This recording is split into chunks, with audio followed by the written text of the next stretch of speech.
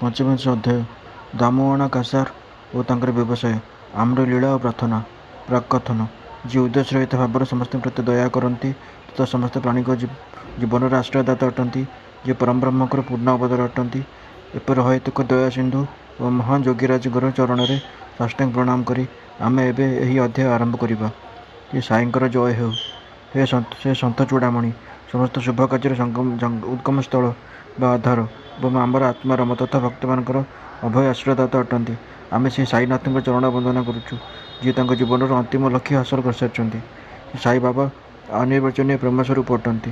ଆମେ ତ କେବଳ ତାଙ୍କର ଚରଣ କମଳରେ ଦୃଢ଼ ଭକ୍ତି ରଖିବା ଉଚିତ। ଯେତେବେଳେ ଭକ୍ତର ବିଶ୍ୱାସ ଦୃଢ଼ ଏବଂ ଭକ୍ତି ପରିପକ୍ୱ ହୋଇଯିବ, ତାହାର ମନୋରଥ ଶୀଘ୍ର ସଫଳ ହେବ। ଯେତେବେଳେ ହେମାଡ ପନ୍ଥଙ୍କ ମନରେ ସାଇ ଚରିତ ତଥା ସାଇ ଲୀଳାଗୁଡ଼ିକର ରଚନା କରିବା ପାଇଁ ତୀବ୍ର ଉତ୍କଣ୍ଠା ଜାତ ହେଲା, ବାବା ତୁରନ୍ତ ତାହାକୁ ପୂର୍ଣ୍ଣ କଲେ। ଯେତେବେଳେ ତାଙ୍କୁ ସ୍ମୃତିପତ୍ର ଇତ୍ୟାଦି ରଖିବାକୁ ଆଦେଶ ମିଳିଲା, ହେମାଡ ପନ୍ଥଙ୍କର ସ୍ମୃତି, ବୁଦ୍ଧିମନ୍ତ, ଶକ୍ତି ତଥା କାର୍ଯ୍ୟ କରିବାର କ୍ଷମତା ସ୍ୱୟଂ ଆସିଗଲା।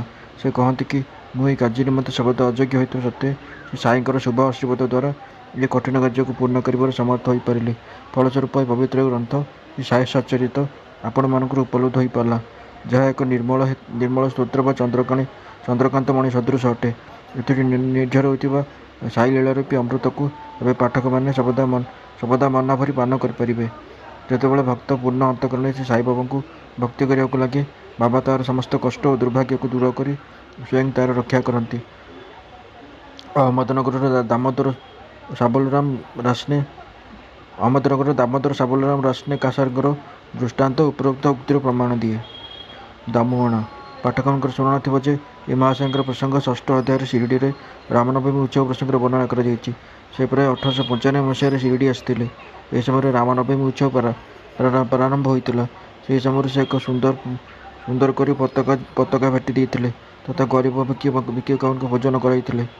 ଦାମୁଅଣାଙ୍କର କପା ବ୍ୟବସାୟ।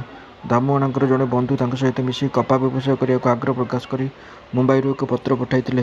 ସେ ଲେଖିଥିଲେ ଯେ, ଏଥିରୁ ପ୍ରାୟ 2 ଲକ୍ଷ ଟଙ୍କା ଲାଭ ମିଳିବାର ଆଶା ଅଛି। 1936 ମସିହାରେ ନରସିଂହ ସ୍ୱାମୀଙ୍କୁ ପ୍ରଦତ୍ତ ବକ୍ତବ୍ୟରେ ଦାମୁଅଣା କହିଥିଲେ ଯେ, ତୁଳା ବ୍ୟବସାୟ ପ୍ରସ୍ତାବ ମୁମ୍ବାଇର ଜଣେ ଦଲାଲ ତାଙ୍କୁ ଦେଇଥିଲେ, ଯିଏକି ଅଂଶୀଦାର ହାତରୁ ଓହରି ଯାଇ ମୋ ଉପରେ ସମସ୍ତ ଭାର ଅର୍ପଣ କରିଥାନ୍ତେ। ଭକ୍ତମାନଙ୍କର ଅନୁଭବ ଭାଗ 1 ପୃଷ୍ଠା 75। ଦଲାଲ ଜଣକ ଲେଖିଥିଲେ ଯେ, ଏ ବ୍ୟବସାୟ ବହୁତ ଭଲ ଓ କ୍ଷତିର କୌଣସି ଆଶଙ୍କା ନାହିଁ। ଏପରି ସୁବର୍ଣ୍ଣ ସୁଯୋଗ ହାତଛଡ଼ା କରିବା ଉଚିତ ନୁହେଁ। ଦାମୁଅଣାଙ୍କ ମନରେ ନାନା ଇଚ୍ଛା ଅନିଚ୍ଛାର ଦ୍ୱନ୍ଦ୍ୱ ସୃଷ୍ଟି ହୋଇଥିଲା, ତେଣୁ ନିଜ କୌଣସି ନିଷ୍ପତ୍ତି ସେ ନେଇପାରୁନଥିଲେ। ବାବାଙ୍କର ଭକ୍ତ ହୋଇଥିବା ଯୋଗୁଁ ସବୁ କଥା ଏକ ପତ୍ରରେ ଲେଖି ବାବାଙ୍କ ପରାମର୍ଶ ଭିକ୍ଷା କରି ପତ୍ରଟି ଶ୍ୟାମାଙ୍କ ପାଖକୁ ପଠାଇଲେ। ପରଦିନ ଶ୍ୟାମା ପତ୍ରଟି ପାଇଲେ ଏବଂ ମଧ୍ୟାହ୍ନ ସମୟରେ ମସଜିଦକୁ ଯାଇ ବାବାଙ୍କ ସମ୍ମୁଖରେ ତାକୁ ରଖିଲେ। ପତ୍ର ବିଷୟରେ ବାବା ଶ୍ୟାମାଙ୍କୁ ପ୍ରଶ୍ନ କଲେ। ଶ୍ୟାମା କହିଲେ, ଅହମ୍ମଦନଗରର ଦାମୁଅଣା କାସର ଏକ ବ୍ୟବସାୟ ସଂକ୍ରାନ୍ତ ପ୍ରସଙ୍ଗରେ ଆପଣଙ୍କର ପରାମର୍ଶ ଲୋଡ଼ିଛନ୍ତି। ବାବା ପଚାରିଲେ, ସେ କ'ଣ ଲେଖିଛି ଏବଂ କି ଯୋଜନା କରିଛି? ମୋତେ ତ ଲାଗୁଛି ସେ ଆକାଶ ଛୁଇଁବାକୁ ଚାହୁଁଛି। ତାକୁ ଭଗବାନ କୃପାରୁ ଯେତିକି ମିଳିଛି ସେତିକିରେ ସନ୍ତୁଷ୍ଟ ରହିବା ଉଚିତ। ହଉ, ପତ୍ର ପଢ଼ି ଶୁଣାଅ। ଶ୍ୟାମା କହିଲେ, ଆପଣ ଏବେ ଯାହା କହିଲେ ତାହା ହିଁ ପତ୍ରରେ ଲେଖା ହୋଇଛି। ହେ ଦେବ, ଆପଣ ଏଠାରେ ଶାନ୍ତ ଓ ସ୍ଥିର ଭାବରେ ବସି ମଧ୍ୟ ଭକ୍ତମାନଙ୍କର ଉଦ୍ବେଗ ବଢ଼ାଇ ଦିଅନ୍ତି ଓ ଯେତେବେଳେ ସେମାନେ ଅଶାନ୍ତ ହୋଇପଡ଼ନ୍ତି, ଆପଣ ସେମାନଙ୍କୁ ଆକର୍ଷିତ କରି ତାହାକୁ ପ୍ରତ୍ୟକ୍ଷ କାହାକୁ ପତ୍ର ଦ୍ୱାରା ଏଠାକୁ ଟାଣି ଆଣନ୍ତି। ଯେତେବେଳେ ଆପଣଙ୍କୁ ପତ୍ରର ସାରାଂଶ ଜଣାଅଛି, ମୋତେ ପୁଣି ପଢ଼ିବା ପାଇଁ ବିବଶ କରୁଛନ୍ତି କାହିଁକି? ବାବା କହିଲେ, ଶ୍ୟାମା, ତୁମେ ପତ୍ର ପଢ଼, ମୁଁ ଏଣୁ ତେଣୁ ଗପେ। ମୋ କଥା କି ବିଶ୍ୱାସ କରୁଛି? ଶ୍ୟାମା ପତ୍ର ପଢ଼ିଲେ ଏବଂ ବାବା ତାକୁ ଧ୍ୟାନ ସହକାରେ ଶୁଣିବା ପରେ ଭୀଷଣ ଭାବ ପ୍ରକାଶ କରି କହିଲେ, ମୋତେ ଲାଗୁଛି ସେଠ୍ ଅର୍ଥାତ୍ ଦାମୁଅଣା ପାଗଳ ହୋଇଗଲା। ତାକୁ ଲେଖିଦିଅ କି ତା ଘରେ କୌଣସି ଜିନିଷପତ୍ରର ଅଭାବ ନାହିଁ। ଖଣ୍ଡେ ରୁଟିରେ ସନ୍ତୁଷ୍ଟ ହୋଇ ଲକ୍ଷ୍ୟ ଚକ୍ରରୁ ସେ ଦୂରେଇ ଯିବା ଉଚିତ। ଶ୍ୟାମା ଉତ୍ତର ଲେଖି ପତ୍ର ପଠାଇଲେ। ଦାମୁଅଣା ବଡ଼ ଉତ୍ସୁକତାର ସହିତ ପତ୍ରକୁ ଅପେକ୍ଷା କରି ରହିଥିଲେ। ମାତ୍ର ପତ୍ର ପଢ଼ିବା ପରେ ଲକ୍ଷେ ଟଙ୍କା ରୋଜଗାର କରିବାର ଆଶା ତାଙ୍କର ପାଣି ଫୋଟକା ପରି ମିଳିଗଲା। ସେ ଭାବିଲେ, ବାବାଙ୍କ ପରାମର୍ଶ ଲୋଡ଼ି ଭୁଲ କରିଛନ୍ତି। ତେବେ ଶ୍ୟାମା ପତ୍ରରେ ଆଉ ଲେଖିଥିଲେ, ଦେଖିବା ଓ ଶୁଣିବା ଭିତରେ ଫରକ ଅଛି। ଏଣୁ ଶିରିଡ଼ି ଆସି ନିଜେ ବାବାଙ୍କଠାରୁ ଆଦେଶ ନେବା ଭଲ ହେବ। ତାପରେ ଦାମୁ ଶିରିଡ଼ି ଆସିଲେ। ବାବାଙ୍କର ଦର୍ଶନ ଏବଂ ତାଙ୍କର ପଦସେବା କଲେ, କିନ୍ତୁ ବାବାଙ୍କ ସମ୍ମୁଖରେ ବ୍ୟବସାୟ କଥା ଆଲୋଚନା କରିବାକୁ ସାହସ କରିପାରିଲେ ନାହିଁ। ସେ ମାନସିକ ସଂକଳ୍ପ କଲେ ଯେ, ଯଦି ବାବା କୃପା କରନ୍ତି ତାହେଲେ ଲାଭାଂଶରୁ କିଛି ତାଙ୍କୁ ଅର୍ପଣ କରିବେ। ଯଦିଓ ବଡ଼ ଗୁପ୍ତରେ ମନ ଭିତରେ ସେ ଏହି ବିଚାର ରଖିଥିଲେ, ତ୍ରିକାଳଦର୍ଶୀ ବାବାଙ୍କ ଆଗରେ ତାହା କ'ଣ ଲୁଚିପାରନ୍ତା? ବାଳକ ତ ମିଠେଇ ମାଗେ, କିନ୍ତୁ ମା ତାକୁ ପିତା ଔଷଧ ଦିଏ, କାରଣ ମିଠା ସ୍ୱାସ୍ଥ୍ୟ ପକ୍ଷରେ କ୍ଷତିକାରକ। ତେଣୁ ସେ ପିଲାକୁ ବୁଝେଇ ସୁଝେଇ ପିତା ଔଷଧ ଖୁଆଇଦିଏ। ବାବା ଜଣେ ଦୟାଳୁ ମାତା ସଦୃଶ ଥିଲେ। ସେ ତାଙ୍କ ଭକ୍ତମାନଙ୍କର ବର୍ତ୍ତମାନ ଭବିଷ୍ୟତ କଥା ଜାଣିଥିଲେ। ଦାମୁଅଣାର ମନ କଥା ଜାଣିପାରି ସେ କହିଲେ, ବାପୁ, ମୁଁ ନିଜକୁ ଏ ସଂସାରର ଜଞ୍ଜାଳ ଭିତରେ ଭର୍ତ୍ତି କରିବାକୁ ଚାହୁଁନାହିଁ। ବାବାଙ୍କର ଅସ୍ୱୀକୃତି ଜାଣି ଦାମୁ ଏ ଯୋଜନାରୁ ଓହରିଗଲେ। ଶସ୍ୟ ବ୍ୟବସାୟ। ଏହାପରେ ସେ ଚାଉଳ, ଗହମ ଇତ୍ୟାଦି ବ୍ୟବସାୟ ଆରମ୍ଭ କରିବା କଥା ବିଚାର କଲେ। ବାବା ତାହା ମଧ୍ୟ ଜାଣିଦେଇ ତାଙ୍କୁ କହିଲେ କି ତୁମେ ଟଙ୍କାରେ 500 କିଣିବ ଓ 700 ବିକିବ।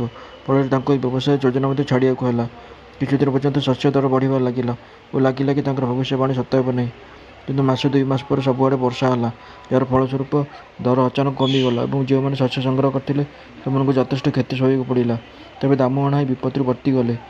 ଏହା ଉଲ୍ଲେଖ କରିବା ସମୀଚୀନ ହେବ ଯେ ତୁଳା ବ୍ୟବସାୟ ଯାହାକି ସେହି ଦଲାଲ ଅନ୍ୟ ଜଣେ ବ୍ୟକ୍ତିଙ୍କ ସହ ମିଶି କରିଥିଲେ, ସେଥିରେ ସେମାନଙ୍କର ପ୍ରଚୁର କ୍ଷତି ହେଲା। ବାବା ଦାମୁଙ୍କୁ ବଡ଼ ବିପତ୍ତିରୁ ଉଦ୍ଧାର କରିଦେଲେ। ଏହା ଦେଖି ଦାମୁଅଣାଙ୍କର ସାଇଚରଣରେ ବିଶ୍ୱାସ ଦୃଢ଼ ହୋଇଗଲା ଏବଂ ଜୀବନ ପର୍ଯ୍ୟନ୍ତ ସେ ବାବାଙ୍କର ନିଷ୍ଠାପର ଭକ୍ତ ହୋଇ ରହିଲେ। ଆମ୍ରଲୀଳା। ଥରେ ଗୋଆରୁ ଜଣେ ମାମଲତକାର ରାଲେ ପ୍ରାୟ 300ଟି ଆମ୍ବର ଏକ ଝୁଡ଼ି ଶ୍ୟାମଙ୍କ ନାମରେ ଶିରଡ଼ି ପଠାଇଲେ। ପାର୍ସଲ ଖୋଲିବାରୁ ପ୍ରାୟ ସମସ୍ତ ଆମ୍ବ ବାହାରିଲା। ଭକ୍ତମାନଙ୍କ ମଧ୍ୟରେ ଏକ ବାଣ୍ଟିବାର କାର୍ଯ୍ୟ ଶ୍ୟାମଙ୍କ ଉପରେ ନ୍ୟସ୍ତ କରାଗଲା। ସେଥିରୁ ବାବା 4ଟି ଆମ୍ବ ଦାମୁଅଣାଙ୍କ ପାଇଁ ଅଲଗା କାଢ଼ି ରଖିଦେଲେ। ଦାମୁଅଣାଙ୍କର 3 ଜଣ ସ୍ତ୍ରୀ ଥିଲେ, କିନ୍ତୁ ସେ ତାଙ୍କର କେବଳ 2ଟି ସ୍ତ୍ରୀ ଅଛନ୍ତି ବୋଲି କହୁଥିଲେ। ତାଙ୍କର କୌଣସି ସନ୍ତାନ ନଥିଲେ। ତେଣୁ ସେ ଅନେକ ଜ୍ୟୋତିଷଙ୍କର ଆଶ୍ରୟ ନେଇ ତଥା ନିଜେ ମଧ୍ୟ ବହୁ ଜ୍ୟୋତିଷ ଗ୍ରନ୍ଥ ପଢ଼ାପଢ଼ି କରି ଜ୍ୟୋତିଷଶାସ୍ତ୍ରରେ କିଛିଟା ଜ୍ଞାନ ଅର୍ଜନ କରିଥିଲେ। ଏଥିରୁ ସେ ଜାଣିପାରିଥିଲେ ଯେ ତାଙ୍କର ଜନ୍ମକୁଣ୍ଡଳୀରେ ଗୋଟିଏ ପାପଗ୍ରହ ଥିବାରୁ ଏ ଜୀବନରେ ସନ୍ତାନ ସୁଖ ଦେଖିବା ତାଙ୍କ ଭାଗ୍ୟରେ ନାହିଁ। କିନ୍ତୁ ବାବାଙ୍କ ପ୍ରତି ତାଙ୍କ ମନରେ ଅଟଳ ଶ୍ରଦ୍ଧା ଥିଲା। ପାର୍ସଲ ପହଞ୍ଚିବାର 2 ଘଣ୍ଟା ପରେ ସେ ପୂଜା ପାଇଁ ମସଜିଦକୁ ଆସିଲେ। ତାଙ୍କୁ ଦେଖି ବାବା କହିଲେ କି ଲୋକମାନେ ଆମ୍ବ ପାଇଁ ଘୁରି ବୁଲୁଛନ୍ତି, ହେଲେ ଏହି ଦୁଇଟି ଦାମୁର। ଯାହାର ଯାହା ତାକୁ ଖାଇବାକୁ ଦିଅ ଏବଂ ମରିବାକୁ ଦିଅ। ଏକଥା ଶୁଣି ଦାମୁଙ୍କ ହୃଦୟରେ ଯେପରି ବଜ୍ରାଘାତ ହେଲା। ସେ ମହଲସାପତି ତାଙ୍କୁ ବୁଝାଇଲେ କି ଏହି ମୃତ୍ୟୁ ଶବ୍ଦର ଅର୍ଥ ଅହଙ୍କାରର ବିନାଶ ଏବଂ ବାବାଙ୍କ ଚରଣ କୃପାରୁ ତ ତାହା ଆଶୀର୍ବାଦ ସ୍ୱରୂପ ଅଟେ। ଏହାପରେ ସେ ଆମ୍ବ ଖାଇବାକୁ ପ୍ରସ୍ତୁତ ହୋଇଗଲେ। ବାବା କହିଲେ, ତାହା ତୁମ ପାଇଁ ନୁହେଁ, ତୁମ ସାନ ସ୍ତ୍ରୀକୁ ଦିଅ। ଏହି ଆମ୍ବର ପ୍ରଭାବରୁ ତାର 4 ପୁତ୍ର ଓ 4 କନ୍ୟା ଜାତ ହେବେ। ବାବାଙ୍କ କଥା ଶିରୋଧାର୍ଯ୍ୟ ମନେକରି ସେ ଆମ୍ବ ନେଇ ସାନ ପତ୍ନୀକୁ ଦେଲେ। ଧନ୍ୟ ସେ ସାଇବାବାଙ୍କ ଲୀଳା, ଯିଏ ଭାଗ୍ୟଚକ୍ରକୁ ବଦଳାଇ ଦେଇ ତାଙ୍କୁ ସନ୍ତାନର ସୁଖ ପ୍ରଦାନ କଲେ। ବାବାଙ୍କର ବଚନ ସତ୍ୟ ପ୍ରମାଣିତ ହେଲା, ଜ୍ୟୋତିଷଙ୍କର ନୁହେଁ। ବାବା ସଶରୀରରେ ଥିବା ସମୟରେ ତାଙ୍କ ବଚନର ସାର୍ଥକତା ଓ ମହିମା ପ୍ରତିପାଦିତ ହେଉଥିଲା। କିନ୍ତୁ ଆଶ୍ଚର୍ଯ୍ୟର ବିଷୟ ଯେ ତାଙ୍କର ମହାସମାଧି ପରେ ମଧ୍ୟ ତାଙ୍କର ପ୍ରଭାବ ପୂର୍ବବତ୍ ରହିଛି। ବାବା କହିଥିଲେ କି ମୋ ଉପରେ ପୂର୍ଣ୍ଣ ବିଶ୍ୱାସ ରଖ। ଯଦିଓ ମୁଁ ଦେହତ୍ୟାଗ କରିଦେବି, କିନ୍ତୁ ମୋର ଏହି ଅସ୍ଥି ଆଶା ଓ ବିଶ୍ୱାସ ସଞ୍ଚାର କରି ଚାଲିଥିବ। କେବଳ ମୁଁ ନୁହେଁ, ମୋର ସମାଧି ମଧ୍ୟ ବାର୍ତ୍ତାଳାପ କରିବ, ଚଳପ୍ରଚଳ କରିବ ଏବଂ ଯେଉଁମାନେ ଅନନ୍ୟ ଭାବରେ ମୋ ଶରଣାଗତ ହେବେ ସେମାନଙ୍କ ମଧ୍ୟରେ ଆଶାର ସନ୍ଦେଶ ପହଞ୍ଚାଉଥିବ। ମୁଁ ତୁମଠାରୁ ବିଦାୟ ନେଇଯାଉଛି ଭାବି ନିରାଶ ହୁଏ ନାହିଁ। ତୁମେ ମୋର ଅସ୍ଥିକୁ ସର୍ବଦା ଭକ୍ତମାନଙ୍କର କଲ୍ୟାଣ ନିମିତ୍ତ ଚିନ୍ତିତ ଥିବା ଦେଖିବାକୁ ପାଇବ। ଯଦି ମୋର ନିରନ୍ତର ଶରଣ ଓ ମୋ ଉପରେ ଦୃଢ଼ ବିଶ୍ୱାସ ରଖିବ, ତାହେଲେ ତୁମେ ସର୍ବାଧିକ ଉପକୃତ ହେବ। ପ୍ରାର୍ଥନା। ଶେଷରେ ଏକ ପ୍ରାର୍ଥନା କରି ହେମାଡ଼ପନ୍ଥୀ ଅଧ୍ୟାୟ ସମାପ୍ତ କରୁଛନ୍ତି। ହେ ସଦ୍ଗୁରୁ ସାଇ, ଆପଣଙ୍କ ନିକଟରେ ଆମର ଏତିକି ପ୍ରାର୍ଥନା ଯେ ଆପଣଙ୍କ ଅଭୟ ଚରଣ କଦାପି ଆମର ମାନସପଟରୁ ବିସ୍ମୃତ ନ ହେଉ। ଆପଣଙ୍କର ଶ୍ରୀପଦ କେବେ ବି ଆମର ଦୃଷ୍ଟିପଥରୁ ବିଚ୍ୟୁତ ନ ହେଉ। ଜନ୍ମ ମୃତ୍ୟୁ ଚକ୍ରରେ ଏହି ସଂସାରରେ ଆମେ ଦୁଃଖରେ ଜର୍ଜରିତ ହେଉଛୁ। ଏବେ ଦୟାକରି ଆମକୁ ଏଥିରୁ ଉଦ୍ଧାର କରନ୍ତୁ। ଆମର ଇନ୍ଦ୍ରିୟ ଯାହାକି ବିଷୟ ପଦାର୍ଥ ପ୍ରତି ସର୍ବଦା ଆକର୍ଷିତ ହେଉଛି, ତାକୁ ଅନ୍ତର୍ମୁଖୀ କରି ଆମକୁ ଆତ୍ମଦର୍ଶନର ଯୋଗ୍ୟ କରାନ୍ତୁ। ଯେପର୍ଯ୍ୟନ୍ତ ଇନ୍ଦ୍ରିୟ ସମୂହର ବହିର୍ମୁଖୀ ପ୍ରବୃତ୍ତି ଓ ଚଞ୍ଚଳ ମନ ଉପରେ ନିୟନ୍ତ୍ରଣ ଆସିନାହିଁ, ସେ ପର୍ଯ୍ୟନ୍ତ ଆତ୍ମସାକ୍ଷାତ୍କାରର କୌଣସି ଆଶା ନାହିଁ। ଆମର ପୁତ୍ର ବା ମିତ୍ର କିଏ ବା ଶେଷରେ ଉପକାରରେ ଆସିବେ ନାହିଁ। ହେ ସାଇ, ଆମର ଏକମାତ୍ର ଆଶା ଆପଣ, ଯିଏ ଆମକୁ ମୋକ୍ଷ ଓ ଆନନ୍ଦ ପ୍ରଦାନ କରିବେ। ହେ ପ୍ରଭୁ, ଆମର ତର୍କ ପ୍ରବଣତା ତଥା ଅନ୍ୟାନ୍ୟ କୁପ୍ରବୃତ୍ତିକୁ ନଷ୍ଟ କରିଦିଅନ୍ତୁ। ଆମର ଜିହ୍ୱା ସର୍ବଦା ଆପଣଙ୍କ ନାମ ସ୍ମରଣର ରସାସ୍ୱାଦ କରୁ। ହେ ସାଇ, ଆମର ଭଲ ଓ ମନ୍ଦ ସମସ୍ତ ପ୍ରକାର ବିଚାରଗୁଡ଼ିକୁ ନଷ୍ଟ କରିଦିଅନ୍ତୁ। ପ୍ରଭୁ, ଏପରି କିଛି କରିଦିଅନ୍ତୁ ଯାହାଦ୍ୱାରା ଶରୀର ଓ ଗୃହରେ ଆମର ଆସକ୍ତି ରହିବ ନାହିଁ। ଆମର ଅହଙ୍କାର ନିର୍ମୂଳ ହୋଇଯିବ ଏବଂ କେବଳ ଆପଣଙ୍କ ନାମ ସ୍ମରଣ ରହିଥିବ ତଥା ଅନ୍ୟ ସମସ୍ତ କଥା ବିସ୍ମୃତ ହୋଇଯିବ। ଆମ ମନର ଅଶାନ୍ତିକୁ ଦୂର କରି ତାହାକୁ ସ୍ଥିର ଓ ଶାନ୍ତ କରିଦିଅନ୍ତୁ।